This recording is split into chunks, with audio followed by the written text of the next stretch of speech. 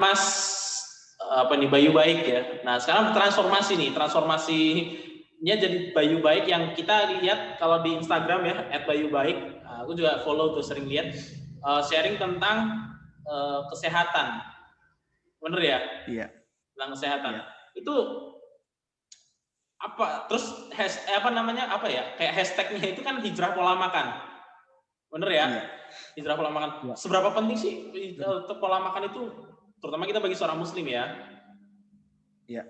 Sampai harus ya, pertama, seberapa parah keadaan sekarang gitu, sampai harus ada hijrah dalam pola makan.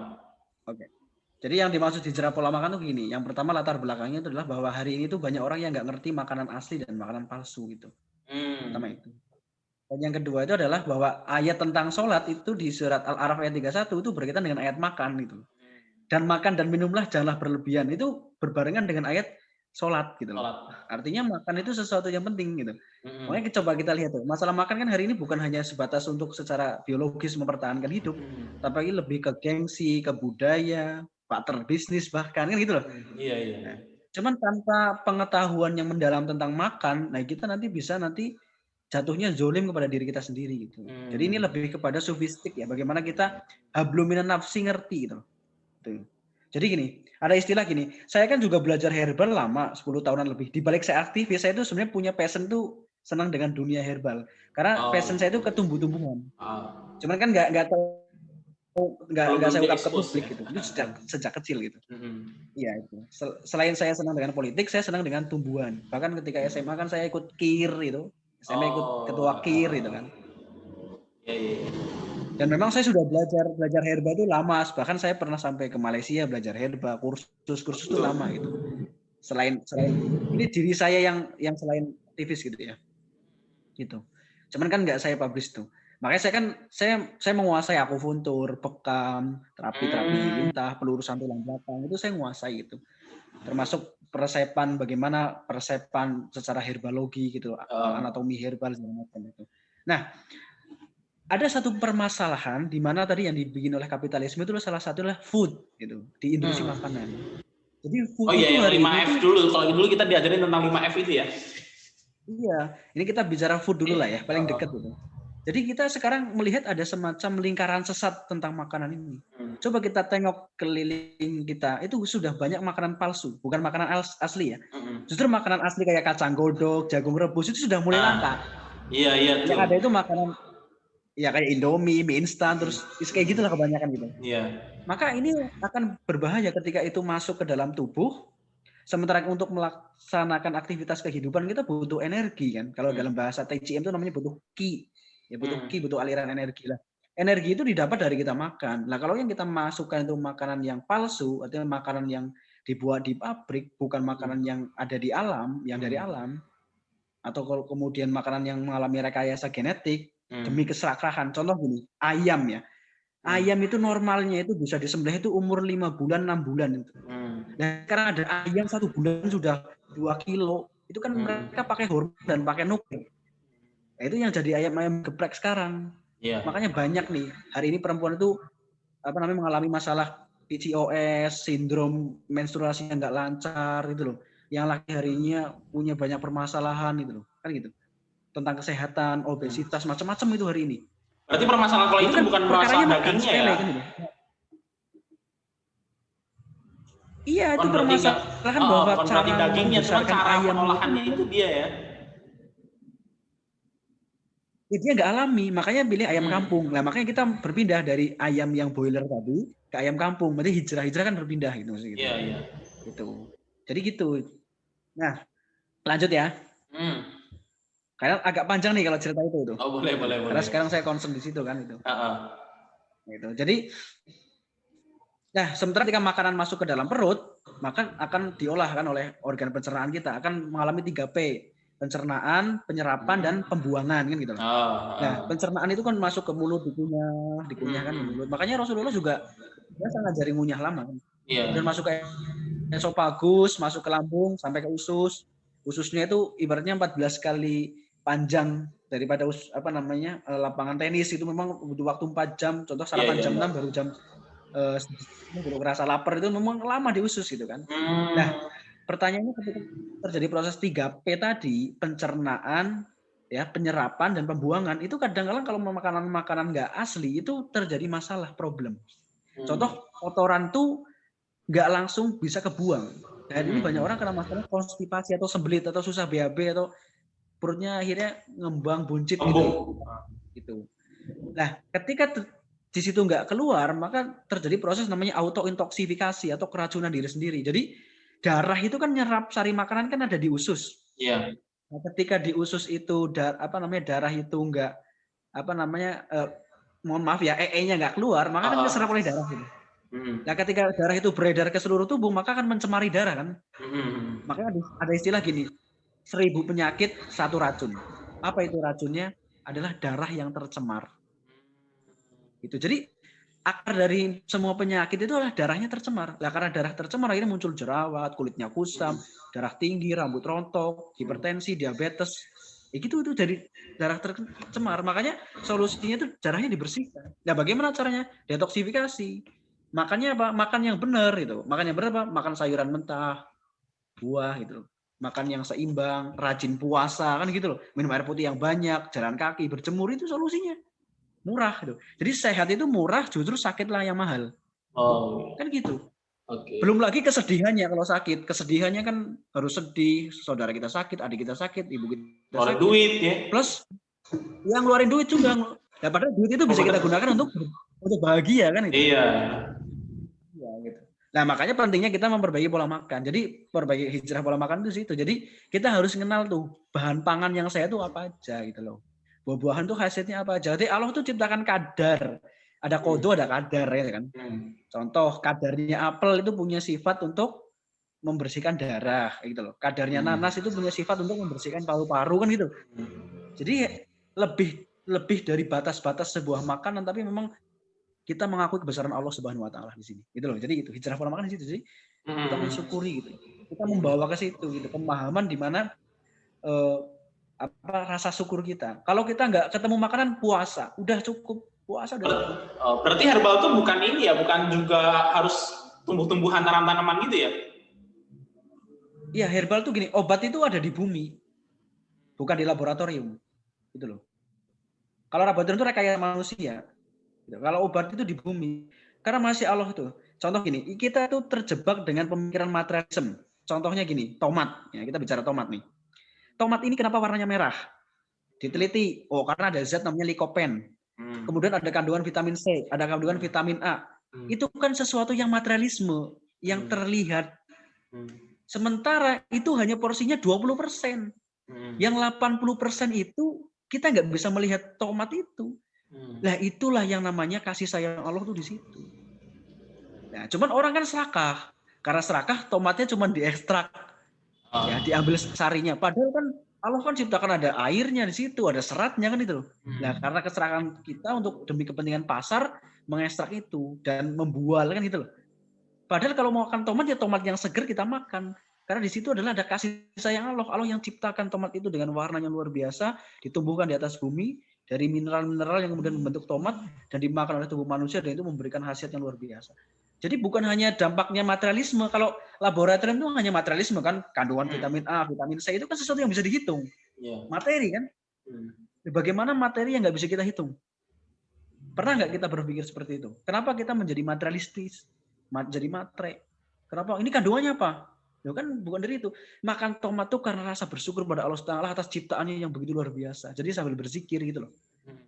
Nah gitu, contohnya gitu. Problemnya juga nih, karena kalau udah ada orang kecintaan kepada herbal, terus kan jadi ini, anti pada bahan-bahan kimia gitu. Yang literally kebanyakan itu pada kedokteran, sehingga nanti dihubungkan bahwa udah herbal ini anti pada kedokteran yang modern gitu. Nah itu gimana tanggapannya, Bang? Yang pertama itu pertanyaannya orang yang bodoh ya, belum banyak belajar yang pertama itu. Jadi gini loh, sebetulnya gini, kita harus bisa membedakan mana ilmu kedokteran, mana sistem kedokteran. Jadi ada beda. Nah, sistem kesehatan kan itu. Nah, kalau misalkan bicara tentang kedokteran, bicara tentang kimia, kimia itu ada kimia organik sama kimia sintetis. Garam itu kimia organik gitu. Air liur kita itu kimia organik gitu loh. Jadi kalau orang yang anti kimia lu belajar dulu lagi lah gitu loh. Jadi kimia itu juga banyak, itu bukan hanya kimia sintetis. Nah, yang harus kita tolak itulah kimia sintetis. Kimia sintetis contohnya apa? Pewarna buatan, perasa buatan, itu loh. Paham nih ya? Gitu. Rodamin B segala macam itu kan sintetis yang dibuat di pabrik. Tujuannya apa? Keserakahan untuk pasar. Gitu loh. Karena yang alami itu sedikit, ya. Biar banyak yang beli kan tujuannya keserakahan, bukan tujuan kesehatan kan gitu. Nah, bicara tentang kedokteran atau berbicara tentang kesehatan itu kalau kita lihat sebenarnya yang kita tolak itu teori kedokteran baratnya. Karena teori kedokteran barat itu asas materialisme. Itu berdasarkan filsafat materi bahwa tubuh itu seperti mesin, ada kinetik gitu loh. Padahal tubuh itu bukan seperti mesin, tubuh itu rumit. Jadi kalau kedokteran itu ya, kalau kedokteran ya, saya banyak diskusi nih tentang masalah ini. Jadi tubuh itu kayak mesin. Makanya kedokteran barat itu solusinya satu, operasi, yang kedua antibiotik, yang ketiga vaksin, kan gitu. Karena menganggap tubuh itu hanya mekanik. Padahal kita menganggap tubuh itu bukan hanya mekanik. Yang minus dari kedokteran modern saat ini adalah dia tidak mempelajari bahwa tubuh itu ada satu jiwa di sini. Ada ruh. Mereka hanya melihat fisik. Gitu loh. Padahal ada ruh. Makanya Ibnu Qayyim al-Jauziyah menulis tentang kitab At-Tibbun Nabawi itu menggabungkan antara ruh dengan jiwa. Kesehatan itu 50% itu ada di ruh, di jiwa. Ya, 50%. 20% itu ada di mental, 20% lagi ada di emosi, 10% hanya ada di fisik. Tapi teori kedokteran barat itu mengagungkan yang fisiknya itu. Gitu loh. Berarti Contoh anti vaksin ya? Kenapa orang Ini termasuk anti vaksin nih. Kenapa? Tuh, kalau dari sisi teorinya vaksin sendiri, vaksin itu kan teorinya kan melatih tubuh untuk kuat imunitas, ya kan tuh. Loh, saya selama ini melatih tubuh saya untuk kuat imunitas. Saya berjemur, saya makan sehat itu kan melatih kuat. Gitu loh. Coba gini, orang disuntik vaksin, tapi kalau pola makannya sembarangan, imunitasnya tumbuh nggak kira-kira? Karena bahan baku pembentukan sel itu adalah ada di makanan. Nah, kalau makanannya sembarangan, makanannya jorok, ya maka disuntik vaksin percuma gitu loh. Justru saya malah dukung teori vaksin untuk untuk memakan sehat biar apa?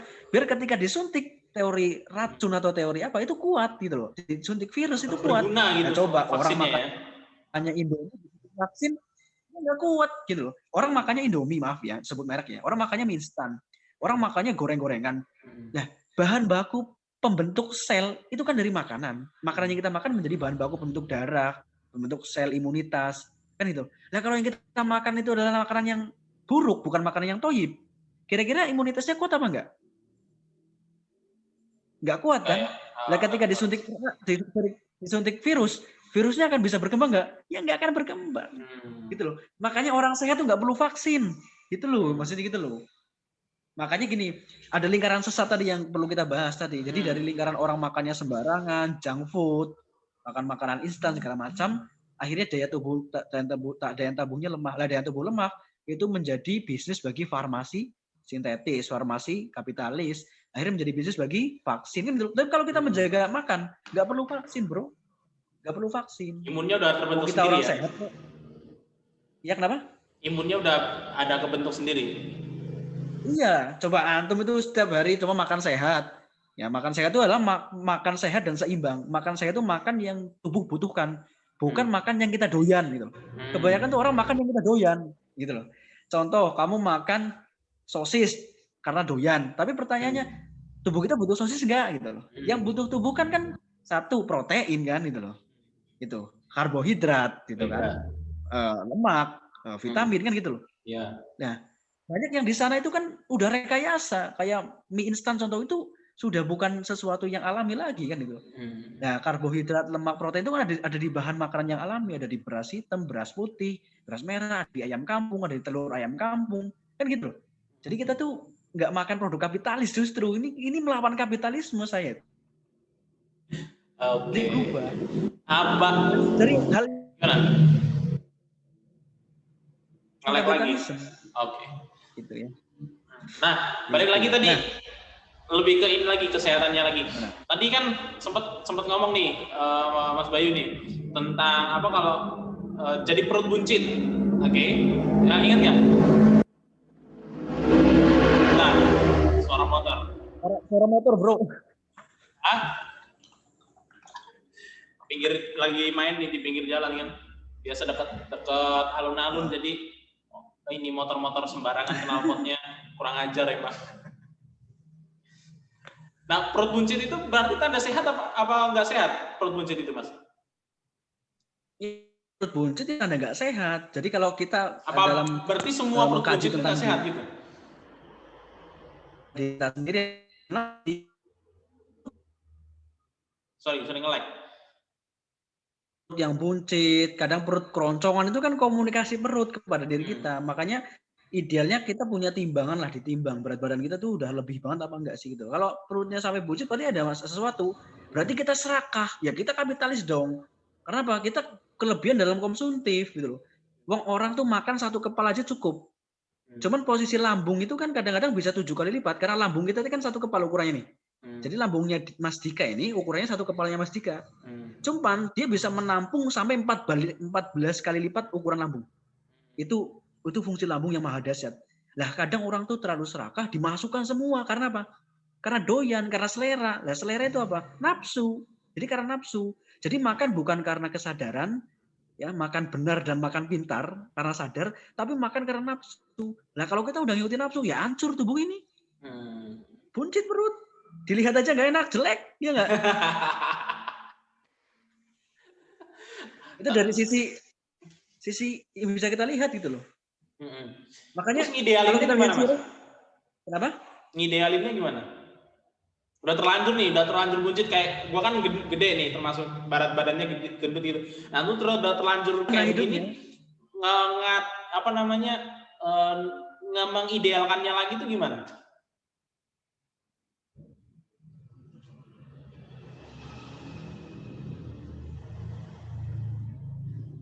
Sorry, nge-lag lagi, Bang. Nanti. Ya, masih nge-lag sih. Tapi suaranya masuk dikit tadi. Iya, gimana tadi? Nah, kan kayak aku nih misalkan, ini udah gendut kan? Dan termasuk kadang aku juga ngerasa udah nggak ideal nih. Nah, untuk balikin ke idealnya lagi, apa yang dilakuin harusnya? Ya hijrah pola makan, mulai dari itu. Jadi kita harus ngerti apa yang masuk ke dalam tubuh kita. Masa kita nggak bisa ngontrol apa yang masuk ke tubuh kita? Kenapa kita makan hanya doyan? Jadi kita sebagai orang yang katakanlah punya akal, pikiran tuh harus makan karena kesadaran. Jadi makan tuh bawa kesadaran, jangan bawa nafsu aja gitu loh bahasanya gitu. Kebanyakan orang kan makan cuma bawa nafsu aja kan, nggak bawa kesadaran. Maka kita bagaimana kita makan, kita bawa kesadaran. Ya itu harus perbaiki pola makan. Pertama kunyah lama makanan tuh. Yang kedua adalah makan tuh secukupnya aja. Makan tuh secukupnya aja. Artinya ya kita makan nggak usah berlebihan lah. Aktivitas kita apa sih? Kalau aktivitas kita mau ke hutan, mau ini ya boleh lah makan agak banyak. Tapi kalau aktivitas kita cuma di depan komputer, ngedit video atau kemudian baca buku, ya nggak perlu inilah. Yang penting minum air putih yang banyak kan itu. Jadi yang harus dilakukan yang pertama itu tahu asupan yang masuk ke dalam tubuh, jangan berlebihan. Disesuaikan sama kegiatan ya. Ya disesuaikan sama kegiatan. Makanya tadi sesuai dengan kegiatan kita apa. Kalau kita mau lari-lari ya agak karbonnya banyakin. Tapi kalau kita mau banyak baca buku ya banyak makan sayuran, karena sayuran itu kan banyak oksigen dan oksigen itu akan menghidupkan sel biar kita nggak ngantuk. Kan gitu. Jangan minum kopi malah ngantuk nanti karena kopi kan nggak ada oksigennya. Gitu. Nah makanya harus dengan ilmu kan ini memahami seperti ini. Yang kedua adalah ya gimana? Karena tadi penting juga tuh, karena kan gini, sesuaikan dengan aktivitas, karena kan yang jadi jadi ini juga kan alasannya banyak orang juga kan, lah itu bapak-bapak kita dulu, mbah-mbah kita dulu makannya juga banyak, tapi sehat-sehat aja gitu. Tapi kan kita lupa mbah-mbah kita dulu petani kan, macul di sawah kan. Iya dia petani, dia jalan kaki, lah kita kan kemana-mana gitu. Nah itu penting tuh. Terus tadi tuh. Orang dulu kan ngerokok ya, tapi dia olahraganya kenceng. Dan sekarang ngerokok nongkrong di kafe, ya udah bengek gitu. Keseimbangan itunya yang nggak ada ya, tentang pola gerak fisik sama yang masuk gitu, yang masuk dan yang keluar gitu ya. Iya, pokoknya keseimbangan lah ya. Kita harus mengatur keseimbangan itu. Yang kedua, intake air putih diperbanyak, kalau bisa 4-5 liter air putih. Kalau misalkan gini, Mas, aku udah minum air putih tapi sering kencing. Nah itu pertanyaan, tubuhmu tuh nggak ada sponnya yang nyerap. Maka tubuhmu kurang garam, kebanyakan makan gula itu. Jadi tubuh kebanyakan apa namanya gula. Jadi lah itu harus makan garam lah. Ya bikin larutan kayak Oralit diminum gitu. Atau garam apa Himalaya kayak apakah bagus tuh dimakan. Itu. Yang ketiga adalah olahraga jalan kaki, minimal jalan kaki lah. Karena makan sehat aja nggak cukup, kita juga harus gerak. Gitu loh. Dan saya tuh rutin jalan kaki, minimal jalan kaki gitu. Kalau kita jalan kaki, coba aja jalan kaki ya. Coba Mas Dika tuh kawan-kawan kita ke hutan jalan kaki. Wah, itu luar biasa itu. Kapan jadwal ke hutan? Saya tuh kayaknya minggu-minggu depan nih, saya mau ke Wanagama di Gunung Kidul tuh ada hutannya UGM tuh bagus tuh. Oh gitu. Kapan-kapan boleh deh cobain jalan. Aku tuh sebenarnya kalau jalan, sebenarnya kuat lama sebetulnya. Jalan datar sih tapi ya, kodenya jalan datar. Itu kuat lama loh, kuat jauh juga gitu. Cuman kalau lari, nah itu yang kadang-kadang jadi problem masih. Nggak usah lari, jalan kaki aja. Saya malah nggak suka lari, nggak suka yang berat-berat. Jalan kaki aja, rutin keliling komplek atau keliling desa ini sejam aja. Itu inspirasi di kepala banyak sekali. Kita ketemu orang, nyapa, kita menjadi manusia loh. Bukan hari ini kan kita nggak menjadi manusia. Aktif dengan media sosial itu kita kayak robot, kita nggak jadi manusia, kita kurang silaturahmi, kita kurang silawuah gitu loh. Jadi ya hari ini kemanusiaan kita hilang kan gitu loh. Jadi dari sisi itu. Jadi gitu. Yang terus berjemur matahari itu penting. Oh iya. Jadi ini, saya tuh pagi jemur. Kalau nggak pagi ya siang, minimal 10 menit 15 menit lah berjemur. Itu untuk bakar-bakar yang apa namanya, jangan kebanyakan tidur segala macam itu penting. Jadi obat dokter itu pertama tuh berjemur, makan sehat itu, minum air putih, olahraga itu kita sehat. Gitu. Jadi kalau insya Allah jarang sakit kalau gitu Mas. Gitu. Oke, bisa dicoba tuh. Nggak perlu vaksin. Problem kedua itu adalah jerawat. Ya. Apa sebabnya itu? Jerawat itu sebabnya tuh karena darah yang tercemar. Darahnya itu keruh. Ya mungkin suka dengan sesuatu yang manis. Gitu. Atau suka dengan susu-susuan gitu. Atau suka dengan makanan-makanan yang digoreng, tepung-tepungan, itu akhirnya membuat darah itu keruh. Darah itu tercemar. Nah, ketika darah tercemar, dia akan mengalami proses namanya inflamasi, peradangan. Nah, keluar di kulit, itu namanya jerawat. Jadi kalau pakai skincare itu hanya dari luar, tapi kalau dari dalam nggak dibenahi, besok jerawatan lagi. Kayak gitu. Itu. Jadi, saya kan jualan ya, tapi saya mengatakan gini, semahal apapun skincare yang kalian pakai, kalau pola makannya nggak diperbaiki, percuma, nggak akan sembuh tuh. Hanya akan berulang-ulang aja. Ibaratnya solusinya parsial. Kita harus solusi yang akar masa itu harus benar-benar holistik. Tuntas gitu. Ya. Kafak. Ya. Nah, problem kedua berikutnya nih, bukan kebotakan sih, kayak apa ya? Udah mulai ada ini kayak putih-putih gitu. Bahkan dulu itu temanku ya SMK itu dari kelas 1 dia itu udah rambut tuh putih-putih gitu. Nah, aku tuh udah mulai ada agak sekarang ini udah mulai kelihatan tuh, ada mulai putih-putih. Itu tanda apa itu, Mas? Nah, itu sebenarnya gejala dan tanda untuk kamu evaluasi. Karena putih itu kan proses namanya teroksidasi. Jadi selama ini kamu mungkin makan makanan yang teroksidasi, yang digoreng tadi, yang tepung-tepungan. Nah, berarti harus diperbaiki dengan makan makanan sayuran, buah yang mentah. Coba ini kita kasih tips ya. Ini coba 7-10 hari makan sayuran mentah. Kalau nggak bisa dimakan di jus pakai buah tiap pagi sebelum sarapan. Kemudian puasa. Bebas. Nanti akan ada perubahan. Sayurannya bebas. Bebas. Yang penting sayurnya segar.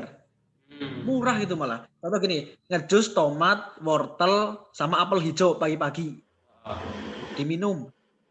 Sore mau tidur diminum lagi. Itu 10 hari lakukan itu luar biasa. Itu akan mencegah rambut yang teroksidasi itu putih. Jadi kan kenapa putih? Karena sel darah yang ke kulit kepala itu nggak lancar. Jadi dia tidak dapat nutrisi sehingga dia akhirnya mati memutih.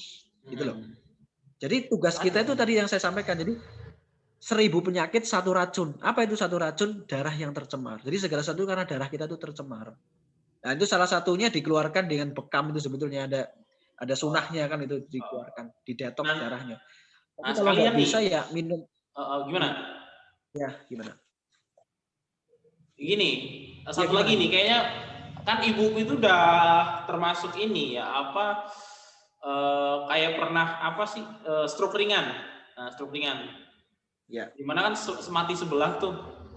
Nah itu termasuk karena kan emang ada pengobatannya nggak lancar, terus apa? Bisa nggak ada model makan apa yang bisa dilakukan untuk nyembuhin kayak gitu? Itu kan darah tinggi ya, hitungannya ya? Iya. Jadi gini, kalau untuk nyembuhnya sebenarnya mudah kalau mau ya. Cuman kan kadang orang nggak mau. Itu coba 1-3 bulan makan sayuran mentah. Bebas tuh Jus sayurannya. bebas. Timun tuh masuk Itu sayuran insya apa Allah. buah sih? Timun tuh masuk herbal. Oh, sayuran. Dia herbal. For example, sayurannya. Contoh gini.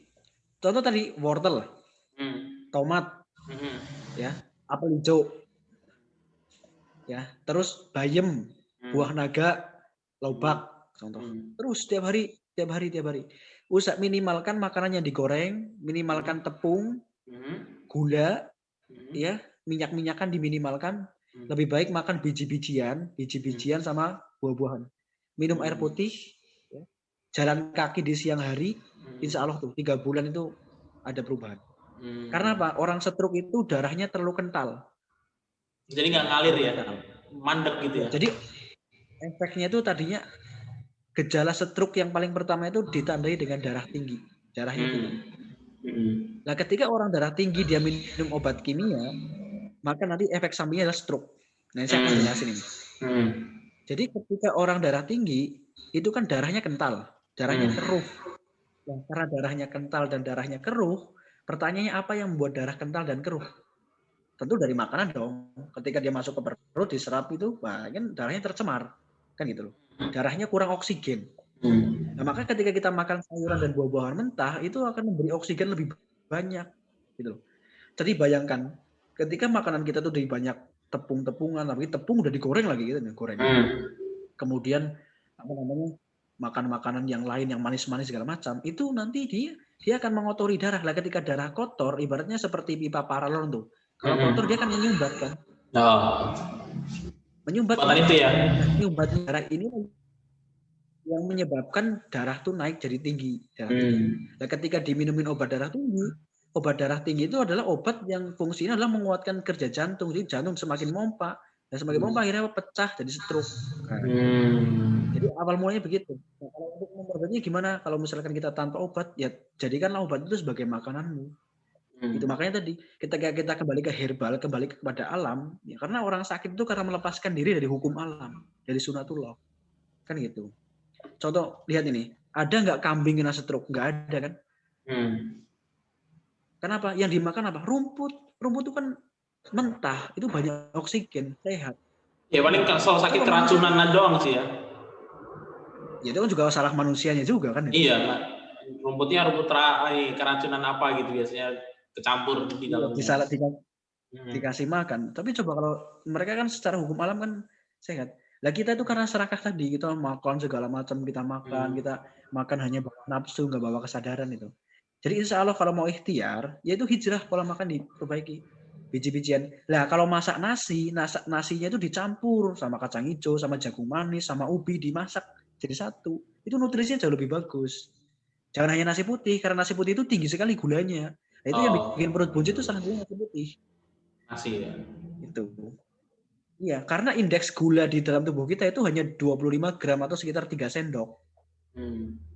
Coba hari ini kita makan berapa gram coba gula? Banyak banget, terutama dari nasi putih. Makanya kita harus gunakan karbohidrat kompleks. Nasi putihnya campur dengan nasi merah, campur dengan ubi, campur dengan jagung, campur dengan kedelai hitam, campur dengan kacang hijau. Itu Mas, dimakan nasinya aja udah enak. Udah enak. Irit lagi ya, jadi irit ya. Coba aja. Iya, saya tuh irit banget tuh. Saya tuh kadang-kadang sama istri ya, kalau sore-sore cuman makan malam cuman jus apel, wortel, tomat, sama ubi, udah selesai. Badannya jadinya nggak terlalu gemuk juga itu, jadinya gitu. Dan itu kenyang kan. Cuman kan orang kan gini, orang kan masalahnya nafsu ya, nafsu kan selera. Itu kan lidah itu kan memang kalau nggak dikontrol ya. Nah ini kan bicara kesederhanaan itu melawan kapitalisme sebenarnya. Nah gitu. Nah itu coba dilakukan. Ya pertama gini. Pertama 7-10 hari dulu. Ya pagi ngejus. Nanti tingkatin lagi. Siang juga minum jus. Malam juga jus. Pakai jus-jusan aja sayur-sayuran. Ada kale, ada bayam. Kalau memang belum bisa ya ditampur madu boleh. Madu yang asli ya. Tapi jangan banyak. Gitu. kasih jeruk nipis gitu. Pokoknya bebas aja, yang penting mentah, karena gini, sesuatu yang mentah itu di situ banyak oksigen dan enzim.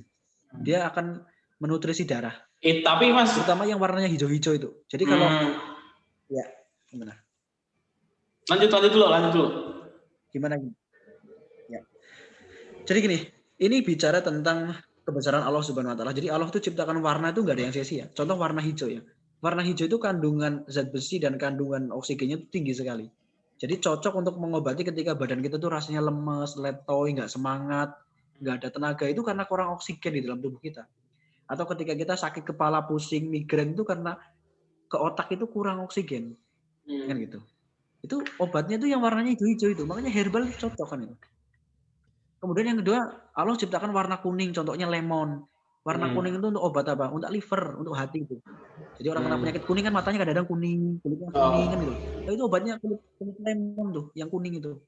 Kulit lemon, kunyit kan itu loh. Kayak gitu tuh. Kemudian warna oranye kayak wortel segala macam itu adalah untuk apa? Peradangan. Orang meradang rasanya kan panas, radang tenggorokan. Itu pakai wortel aja gitu loh. Itu pakai kunyit itu. Pakai buah naga kan gitu. Terus warna putih itu contohnya adalah brokoli gitu kan. Bawang masuk ya? Putih gitu. Bawang itu untuk apa? Untuk imunitas, kekebalan tubuh. Gitu loh. Itu yang warna putih. Dan jika kita mau belajar itu kan kita akan hijrah dari makanan kapitalisme ke makanan yang benar gitu loh. Makanan palsu lah saya sebut itu. Nah, itu. Terus warna merah itu kan darah, untuk membersihkan darah. Nah, cuman kan gini, makanya pengetahuan itu membawa kita kemanapun, tapi kebodohan itu menghentikan segalanya. Nah, problemnya sekarang ini kan misalkan nih, kita ngomongin tadi yang kayak gitu ya, alami dan lain sebagainya, sayuran, buah-buahan dan sebagainya. Tapi kan penggunaan pestisida untuk menumbuhkan itu juga ngefek dong. Iya, kalau perlu kan kita nanam sendiri, kalau nggak bisa ya direndam dulu, dicuci yang bersih. Gitu. Jadi kalaupun itu biasa aja, biasanya pakai air biasa direndam, gitu ya. Ya direndam pakai air agak lama, 5 menit 10 menit. Gitu. Pokoknya gini, kalau misalkan banyak pestisida itu masih lebih mending dibandingkan makanan instan gitu. Kan gitu. Karena nanti dia akan tereliminasi dengan seratnya, dengan yang lainnya gitu. Karena itu masih enzimnya masih banyak gitu. Makanya dicuci dengan baik bagus ya, direndam dulu. Kalau perlu dikasih air garam gitu. Kan gitu. Walaupun kalau kayak anggur itu direndam nanti rasa manisnya hilang, ya nggak apa-apa. Tapi itulah yang terbaik gitu. Oh gitu. Kalau dia rasa manisnya hilang ya. Oh iya, karena direndam ini ya. Larut gitu karena dia. Karena direndam 5 menit. Bukan larut, karena memang dia ada zat-zatnya, kadang-kadang dikasih pestisida atau apa, jadi lebih manis kan itu. Tapi ketika direndam 5 menit itu kadang-kadang rasa manisnya agak hilang, agak kecut, tapi justru itulah yang sehat. Tapi kalau gini, kalau masih tinggal larut ya. Ya, kalau masih tinggal di kampung-kampung ya, kayak di Jogja, di Purworejo itu yang petani-petani alami itu masih banyak. Contoh air degan. Nah, kalau perlu Ibu Antum minum air degan setiap hari. Tapi buku itu di Jakarta sih sekarang soalnya. Air kelapa. Oh iya, pantas. Lingkungannya kan Jakarta itu luar biasa, krisis udara. Iya, kita nyari lahan aja kan susah sih. Jadi lahan terbuka gitu. Tapi nanam lewat pot juga bisa sih sebenarnya ya. Nah itu nanam aja lewat pot, nanam bayam, nanam kangkung, itu di jus aja, nanam kale, nanam tomat, udah itu nggak perlu pakai semprotan, nggak perlu. Wih, mantap. Pokoknya kembali ke alam lah. Iya. Kembali ke alam kan kembali ke sunatullah itu. Jadi yang kita makan itu makanan yang tumbuh di alam, bukan makanan yang hasil laboratorium. Coba bayangkan, hari ini mau ada cloning daging loh, dibuat di laboratorium loh. Itu karena mereka memandang bahwa ketika ternak itu terlalu lama gitu loh. Oh iya. Itu salah kan itu. Padahal ternak aja udah bermasalah ya. Iya, karena mereka menggunakan obat-obatan kan gitu loh, biar cepat tuh. Gitu. Iya. Tapi coba bandingkan ayam peternakan yang ayam boiler yang putih itu dengan ayam kampung, pasti enak ayam kampung, pasti. Pokoknya soto ayam kampung kan lebih enak kan ya dibanding soto yang biasa. Iya, mbahku dulu nggak mau makan ayam kalau nggak ayam kampung. Makanya lumayan sehat sih, sampai tua dia, sampai 90 tahun loh. Wah, dia punya idealisme bagus lah ya. Jadi, makan ayam mau makan ayam tapi nggak ayam negeri tapi ayamnya ayam kampung gitu. Kayaknya sehat sampai 90 tahun lumayan juga karena bapak kita juga kadang-kadang gitu sih ya. Emang ada idealisme untuk mungkin ngerti ya, cuman kadang-kadang tidak tersampaikan ilmunya secara detail gitu loh. Yang penting pokoknya ayam kampung gitu aja. Ya betul, memang begitulah. Orang dulu kan hebat jalan kaki kemana-mana, jadi sehat tuh. Sehat. Walaupun dulu orang yang merokok tembakau yang dilinting, tapi dia kan olahraganya luar biasa. Iya. Makanya. Nah itulah kenapa juga. Jadi aku hijrah pola makan di situ. Gitu. Oke, jadi itu ya hijrah pola makan ya. Jadi emang penting sih kadang-kadang kita abai terhadap kesehatan. Terus ya apa ya? Kalau kita sehat kan kewajiban-kewajiban kita juga sebagai Muslim, sebagai sebagai manusia juga kan lebih enak ya untuk dijalanin dan lebih maksimal lah paling nggak minim itu kalau sehat dan lain sebagainya. Ya yang jelas kan kalau kita sehat untuk berbahagia juga lebih enak gitu kan, untuk bahagia kan lebih enak. Dan lebih enak untuk ibadah juga lebih enak sih sebetulnya. Iya, lebih enak dan lebih bahagia jadinya kan itu. Iya. Coba kalau sakit kan sedih rasanya gitu. Padahal sakit itu muncul karena kedoliman kita sebetulnya tadi. Karena kita makan nggak teratur, makannya jorok, nggak makan bersih, dan nggak makan kurang sayuran, kurang macam-macam, terakumulasi dalam waktu yang lama, akhirnya muncullah penyakit. Jadi penyakit itu sebagai jalan atau cara untuk kembali ke jalan yang lurus sebetulnya. Fasad yang kita timbulkan pada diri kita kan, kita punya namanya hablum minan nafsi kan, hubungan kepada diri kita sendiri. Kita dikasih amanah jantung, dikasih amanah darah, dikasih amanah kulit, nggak pernah dijaga tuh, dipakai terus tuh. Dan itu udah kayak kapitalis mengeksploitasi. Nggak usah ngomong eksploitasi alam. Bisa ngomong eksploitasi alam, tapi kita sering mengeksploitasi perut kita, mengeksploitasi kulit kita, mengeksploitasi lidah kita hanya untuk makanan yang tren, makanan yang hits, makanan yang populer, makanan yang terkenal, rela ngantri berlama-lama mendapatkan makanan yang katanya gitu loh. Kita kan sebenarnya sedang melakukan eksploitasi dari sisi hablum minan nafsi ya. Hubungan kepada diri kita sendiri. Ini belum bicara tentang hubungan dengan alam yang lain yang kapitalisme yang lebih besar, tapi diri kita itu ada kapitalisme kok. Makanya sekarang saya katakan saya itu lebih matang dan saya sudah bisa memahami, saya berusaha melawan kapitalisme dalam diri saya sendiri. Karena itu kan pangkal kerusakan di muka bumi ini, kapitalisme. Ketika muncul di dalam diri kita keserakahan ini. Oke, udah malam nih, Bang. Nanti sambung kapan-kapan lagi kita ngobrol. Ya, biasanya terima kasih, senang ngobrol. Kapan-kapan main ke Jogja sini lah. Boleh. Nanti kapan-kapan. Sam inilah diajakin ke hutan itu ya. Kapan jadwalnya? Siapa tahu ada kesempatan main. Saya itu biasa ke hutan cari jamur kayu itu buat obat. Oh gitu. Nah itu bedain jamur kan juga perlu ilmu ya. Oh ada ilmunya, nanti ada warnanya, ada sporanya, ada morfologinya, macam-macam. Ya jauh nggak kesalahan ngambil jamur yang racun mendemi ya repot juga. Tapi sebenarnya gini, itu semuanya obat itu ya racun sebenarnya. Racun. Cuman itu racun untuk penyakit. Nah gitu. Alah, gue ngobrol sama Mas Bayun berapa jam udah mulai cerdas ya. Racun buat penyakit, betul. Oke Mas, thank you. Nanti kapan-kapan kita ngobrol lagi. Kapan-kapan cobalah main ke Jogja. Aku lagi jarang sih keluar kota. Jadi selama pandemi ini jarang banget main keluar kota gitu. Agak-agak. Ya wis via Zoom aja nggak apa-apa via Zoom. Nanti kapan-kapan deh sambil main juga. Kalau udah agak lumayanan kita ya nyari-nyari jamur lah. Ikut-ikutan nyari jamur. Iya. Oke, thank you. Aku sekarang tinggal di Sedayu. Pindah. Ya Sedayu sekarang. Oh gitu, oke. Nanti kapan-kapan main. Thank you Bang, Mas. Iya.